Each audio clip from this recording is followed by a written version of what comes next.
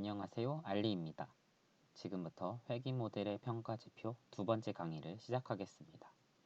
저번 시간에도 말씀드렸듯이 우리가 회귀 모델의 평가 지표들의 개념들을 자세하게 알아야 하는 이유는 모델들을 비교해서 최고의 성능을 내는 모델을 결정하는 데 도움이 되기 때문입니다. 단순히 숫자의 크기로 모델의 성능이 더 좋다, 나쁘다에 대한 해석보다 왜 성능이 더 좋은지에 대해 이해하고 모델을 결정하는 것이 판단에 더 도움이 되기 때문입니다. 이번 시간에는 회귀 모델의 평가 지표 중 Coefficient of Determination에 대해서 알아보겠습니다. Coefficient of Determination은 다른 말로 결정계수 혹은 R-squared라고도 불립니다.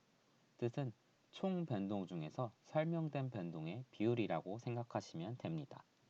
아래 왼쪽 그래프를 보시면 검은색 점들은 우리가 예측하려는 실제 값이고 이를 가로지르는 대각선이 우리의 모델이 예측한 값들의 집합이라고 생각하시면 됩니다. 즉, 우리의 모델이 예측한 값, 점들이 하나하나 모여서 이와 같은 회귀선을 만들었다고 생각하시면 됩니다. 그리고 이 점선은 실제 값들의 평균을 나타내어 선으로 그린 것입니다. 이제 우측 그래프를 보시면 이 노란색 선이 실제 값에서 평균까지의 거리, 총 변동이라고 합니다. 평균에 비해 실제 값이 얼마나 변동했는지를 확인할 수 있습니다. 그리고 이 초록색 선은 우리가 예측한 값과 평균까지의 거리이며 설명된 변동이라고 합니다. 이 값이 설명된 변동인 이유는 실제 값과 평균 사이에서 예측값까지의 거리만큼 우리가 예측을 했다라고 할 수 있기 때문에 이것은 설명되었다고 할 수 있습니다. 반면에 위 파란색 선은 실제 값과 예측값 사이의 차이입니다. 즉 우리가 이만큼은 예측했는데 실제 값은 사실 이만큼이었다. 그래서 이 차이는 우리가 예측하지 못했기 때문에 설명할 수 없다라고 해서 설명 안 된 변동이 된 것입니다.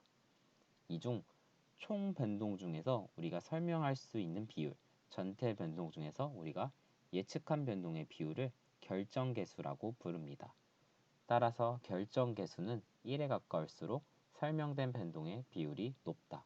모델이 예측을 더 잘했다 라고 판단할 수 있습니다. 결정계수가 이와 같은 의미를 지니고 있기 때문에 일부 학자들은 결정계수를 실제 값에 대한 회귀선의 설명력을 의미한다고 합니다.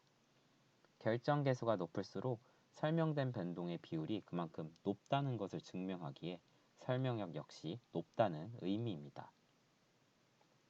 이제 정리해보면 Coefficient of Determination, 결정계수는 총 변동 중에 설명된 변동의 비율, 우리 모델이 예측한 변동의 비율이다 라고 이해하시면 됩니다. 또한 이 결정계수는 1에 가까울수록 설명된 변동의 비율이 높다. 우리가 모델을 실제와 가깝게 예측했다. 설명력이 높다 라고 이해하시면 됩니다. 지금까지 회귀 모델의 평가지표 MAE, RMSE, Coefficient of Determination의 개념에 대해서 알아봤고 이후에 모델을 평가할 때 해당 개념들을 좀 더 생각하면서 종합적으로 최적의 모델을 판단하고 결정하는 데 도움이 되셨으면 좋겠습니다. 감사합니다.